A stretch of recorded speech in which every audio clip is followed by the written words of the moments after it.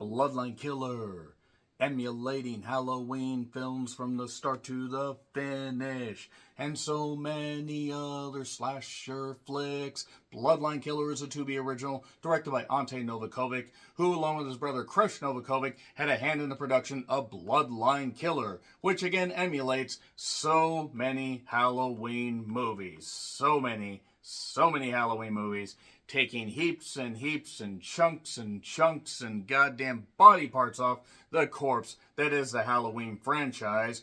But yes, Ante Novakovic, Krish Novakovic, not the only brother duo to have a hand in producing Bloodline Killer. Oh no siree, there's the Gaudisio brothers, who are James and Anthony. They also have roles in this movie. They've also written for television and other films. You can check out all their IMDb pages for the full listings of their work. But yes, Halloween is the main theme. You can see it from the very beginning. You can see it throughout the movie. Even though it tries to deviate. Not much. It tries to deviate a little bit, because instead of having somebody with a William Shatner mask, no really, in case you didn't know, that's a William Shatner-like mask. Yeah, it's a little bit goddamn weird, isn't it?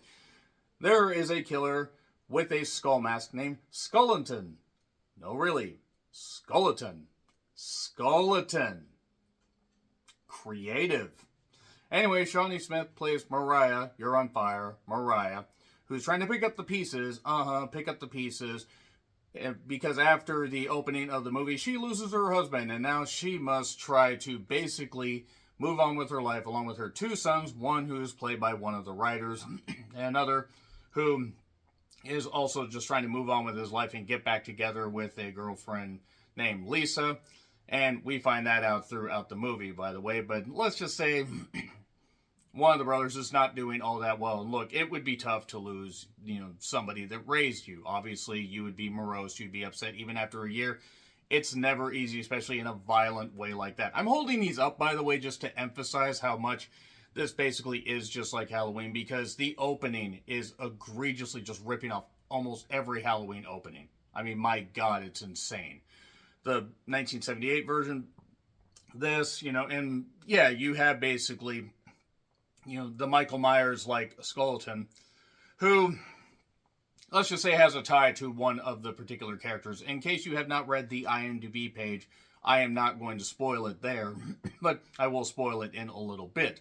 So you have Shawnee Smith from The Blob and Saw 2, as well as Saw 3, Revenge of the Jigsaw Sith. I would love to have seen Jigsaw as a Sith.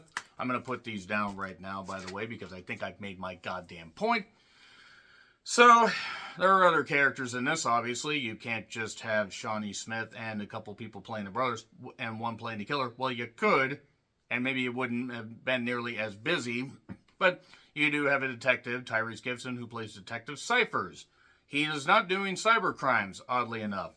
You also have some character named Sam, who not only made the pants too long, but is played by Taryn Manning, who must have been just stung to goddamn almost being a coma by a bunch of bees that apparently were infused with meth. What the fuck happened to her? Good goddamn Christ. I was never the most impressed with Taryn Manning, but there were moments in her career where it seemed like she was doing kind of well and being in somewhat credible movies. So, Bruce Dern is also in this. Christ knows why Bruce Dern is in it. Maybe he owed somebody a favor. Maybe he was bored. In case you can't tell, I'm not really going to be very kind to this because, look, while I appreciate trying to make a slasher and maybe subvert expectations and have a simple story, the simple story only works if you don't make it completely incomprehensible at the same time, because you have enough pieces that could have made a film work, but the way the scenes were edited together, the way the film was human centipede together, it's nuts. It's actually goddamn nuts that this was the final cut of the film. What was this supposed to be? The opening is somewhat promising. If not formulaic, it's somewhat promising. And if not, just okay, I see where this is going. Yeah, okay, that's where we went with that. And then a smash cuts to one character just being in a compromised situation when you're not exactly totally sure how. And the film then really doesn't make any sense from there. Character motivations switch from, okay, that sort of makes sense, to, oh, they're just going to do that. And why would you go in that room? Why wouldn't you turn on a light? Why does this particular location have such bad cell phone service, but no other location does? Why is this character doing this? Why are these flashbacks happening when they're not being fully explained? Are you trying to hope for a sequel? Christ knows this movie doesn't deserve a sequel. Bloodline Killer 2, Electric, we might explain a few things even though we don't really know what the fuck's going on. Boogaloo? That would be a wordy title. Impossible to put on YouTube. Impossible to put on any marquee. Like, this movie deserves to be put on a marquee.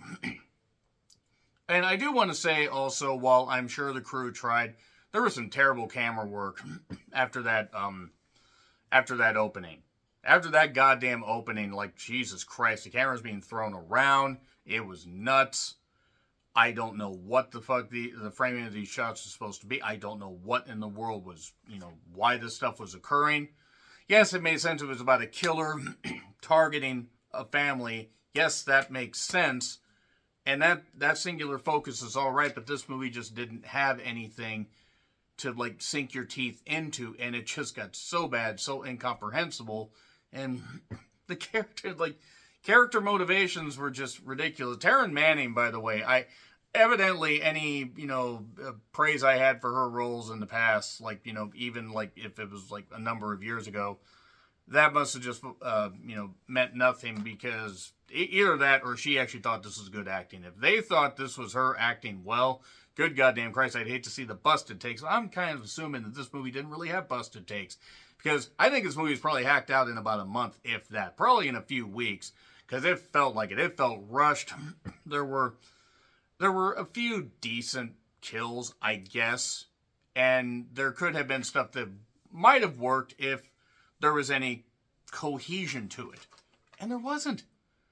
Like, we had the idea of doing a slasher movie, coming up with various, slasher tropes, and we would subvert those. Oh, we would have this character do this, and oh, this character might have this nice arc, and no, we forgot about that.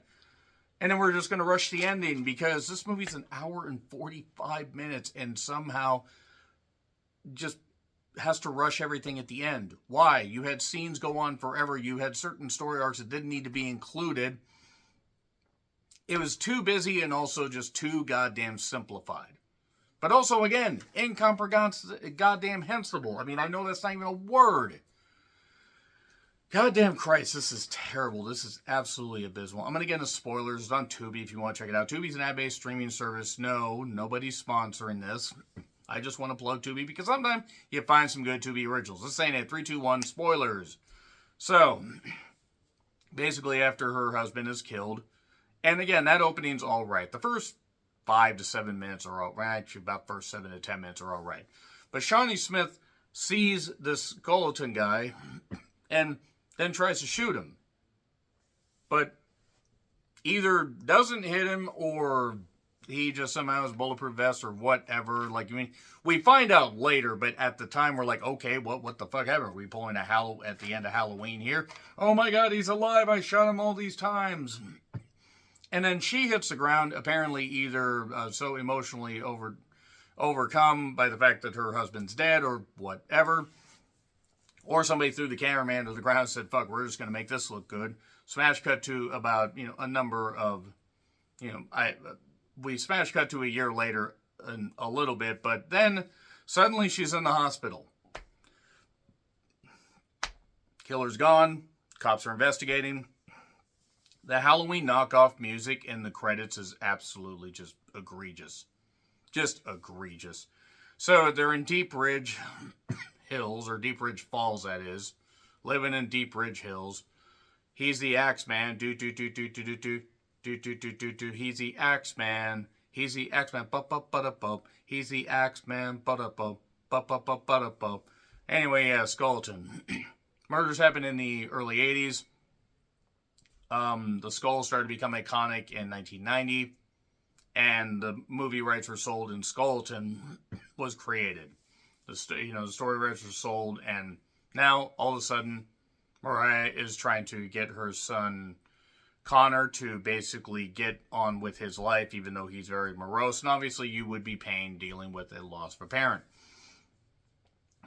But also 0 to 60 stuff with this goddamn, with these character arcs. Like, the dad's dead. Michael shows up, gets upset at Connor. Connor, by the way, who's beat the fuck up and actually was pretty hurt. But they're all arguing like, oh, you should have protected him. I would have protected him.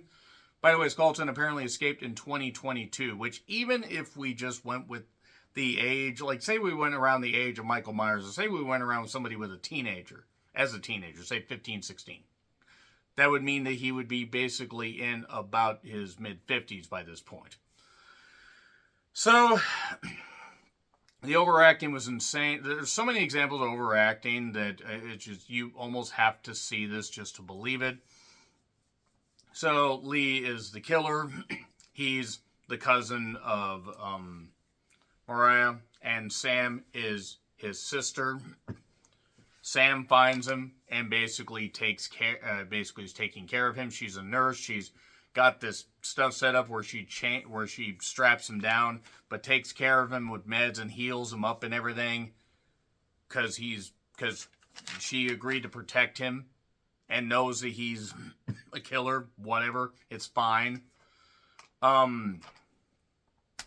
Michael's trying to go on with his job. He's also got a girl, a former love named Lisa.